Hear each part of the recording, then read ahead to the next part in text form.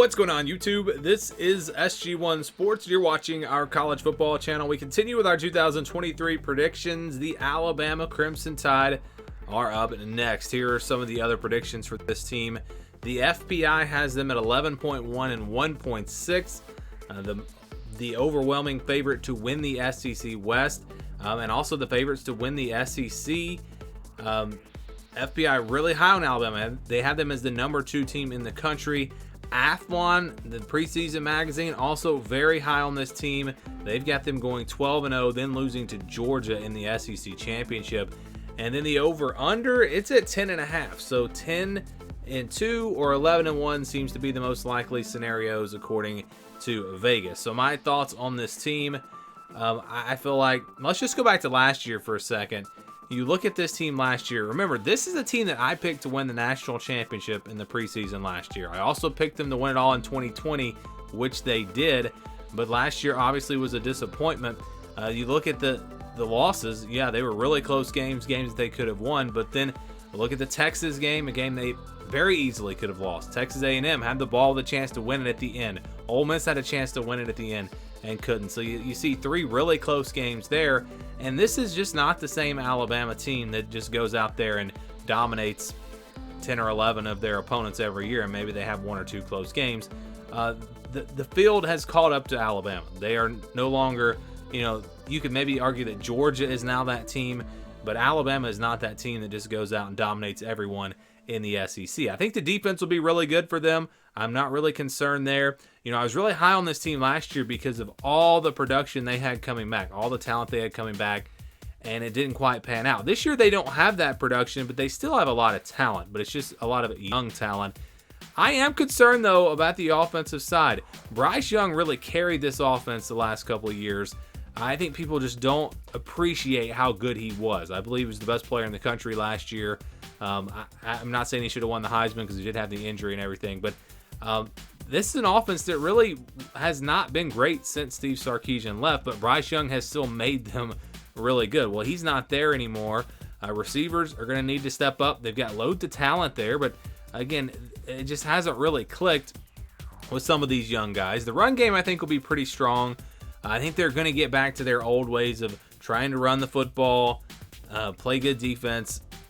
And I've said this before, I think they're trying to kind of take the blueprint from Michigan, because that's what Michigan has done, and they've been very successful at it. But can you do that in the SEC against all these great teams?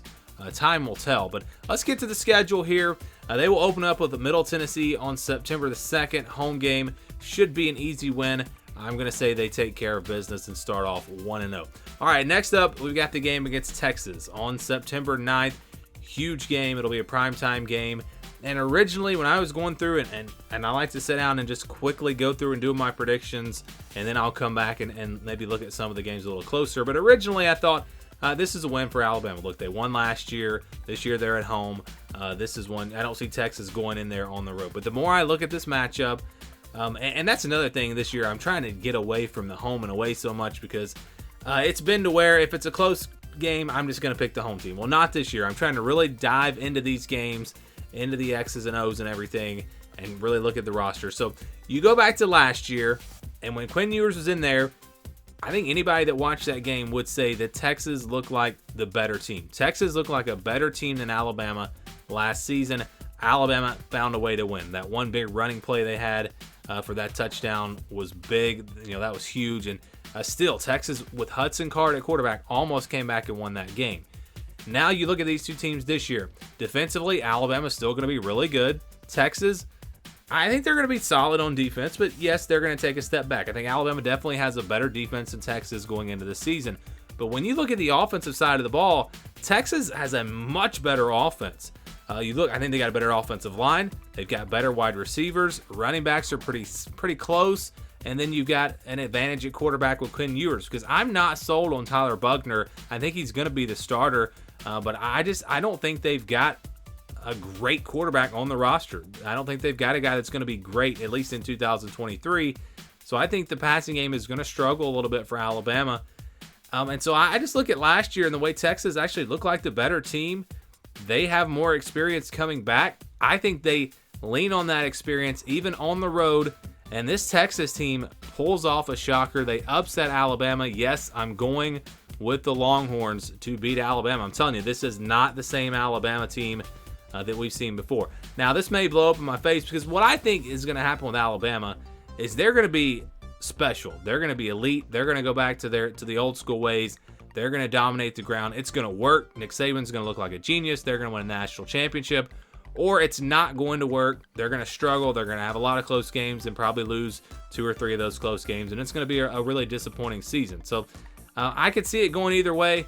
I think they lose this game to Texas. They bounce back against South Florida, which is really just a recruiting trip.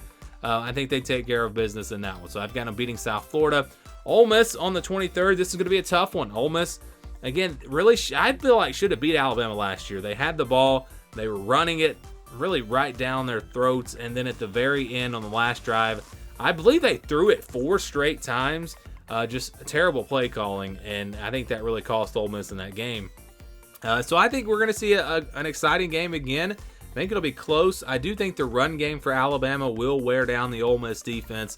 Fourth quarter, they take care of it, and Alabama wins this game. Next, you've got Mississippi State on the 30th. Still trying to figure out what to expect from this team. I think they're going to be pretty good. They've got a lot of veterans. The cowbells will be going. Tough place to play. I think it'll be a test for Alabama, but I think the talent will overwhelm Mississippi State in the end. And Alabama gets the win here to improve to 4-1. Next, you've got Texas A&M on October the 7th. We saw, a couple of years ago, Texas A&M beat Alabama at home. Last year, almost beat them. It's just something about this matchup. Texas A&M seems to play their best. I'm concerned about the Texas A&M run defense. Can they improve there? Because Alabama, I'm telling you, they're going to want to run the ball this year. That'll be the big X's and O's part of this game. Texas A&M, can they improve in the offseason there? I think the offense will be better with Bobby Petrino. I think they're going to be able to score a little bit better this year. And so maybe it's more of a shootout. I wouldn't say a shootout, but a little bit more scoring than what we saw last year. And the defensive line for Texas A&M makes the difference. Playing at home, that also will be a big difference here. Texas A&M pulls off the upset. Aggies beat Alabama and give them their second loss of the season. Next, you've got Arkansas on the 14th. I think Alabama comes out angry. They come out motivated at home. They play really well. They take care of business in this game and improve to 5-2. And really, with the 2 losses, you're still alive in the playoff picture, because if they can run the table and maybe knock off an undefeated Georgia in the SEC championship, they could still make the playoffs. So a lot to play for. I don't think they're going to give up after the 2 losses. Tennessee is a big revenge game. I believe they'll be really fired up for this one. I think they're going to really game plan to keep that Tennessee offense off the field. They will run it and run it and run it, and I think that's going to be effective. I think they will make some stops because they're playing at home. The defense will play really well. Alabama gets revenge in a very close game over Tennessee, and they get to 6-2. Next is LSU after a bye week, another revenge game. I've had a hard time with this one because I don't know what to expect in this one. I think Alabama will be really fired up. Again, another revenge game. LSU can match them, though, or come close to matching them talent-wise, but they're going to have, I believe, a much more explosive offense. So can Alabama slow down this LSU offense? I think the bye week will be big. Nick Saban will be prepared. The home crowd will make a difference. Alabama wins a very, very close game. And I think some of the problems on offense, they start to get better for Alabama. I think they will definitely improve on that side of the ball as the season progresses, and they get a big win over LSU. Next, Kentucky on the 11th. Kentucky is going to be good this year. I think that passing attack with their receivers and Devin Leary at quarterback definitely is going to be a challenge for Alabama. I think it's another close game, but I think the talent of Alabama does win the day. They come up with a big fourth quarter and win on the road. They beat Kentucky, then they beat Chattanooga. And then you've got Auburn at the end of the season. It's in Jordan-Hare. If Auburn is good, they're probably going to win this game. That's just how this rivalry has gone. I don't know how much of a jump Auburn takes this year. I do think they'll definitely be improved from where they were last year. And I think they'll be improved enough to make this a very competitive game. But again, I think this is an Alabama team with the new coaching staff, the new coordinators and everything, a lot of new faces, a lot of young players stepping up, some transfers. I think this is a team that gets better and better as the season goes, and I think they're going to be better at this point than when they lose to Texas or lose to Texas A&M.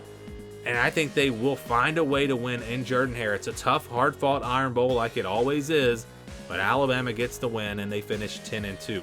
So that's my prediction for this team, 10-2. And again, don't get too hung up on the overall record, or on the individual games, I should say. It's really just about the overall record. I make my predictions. I look at the schedule, decide what I'm going to pick. Then I will go in and sometimes move some games around. I had Texas A&M and Auburn as the losses at one point. Maybe Texas A&M, LSU, maybe Texas and LSU. I mean, there are a lot of different ways it could go. I do think their 4 losses, or their 2 losses, will be from those 4 games. Texas, Texas A&M, LSU, and Auburn. I feel pretty confident that they will win the other games. But I do think out of those 4 games, they will lose 2. And for the purpose of this video, we're going to say it's Texas and Texas A&M. And I've got Alabama going 10-2 in 2023. Give me your predictions down in the comments below.